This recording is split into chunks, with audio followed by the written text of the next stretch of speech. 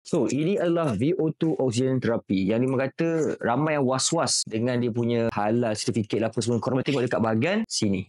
So, first of all, korang faham untuk VO2 oxygen therapy ni, ini adalah salah satu yang dapat membantu korang untuk menjadi lebih cergas, segar dan pernafasan korang tu akan lebih lancar. Aku sebenarnya memang ada masalah microsleep. Semua orang tahu. Aku buat live je mesti akan tertidur. Even though aku tengah berdiri pun. So, memang aku selalu pakai VO2 ni sampai habis dalam almost 3-4 botol. Dan sekarang ni VO2 yang oxygen therapy ni didatangi dengan perisa pandan. Sedap weh. So, untuk korang semua, mudah saja cara pemakaian. Korang buka benda ni dengan lafaz Bismillahirrahmanirrahim. Korang titik, korang picit sampai dia sedut. And then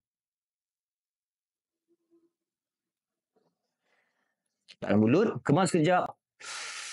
Tarik nafas, hembus. Telan, tarik nafas melalui hidung dan lepas.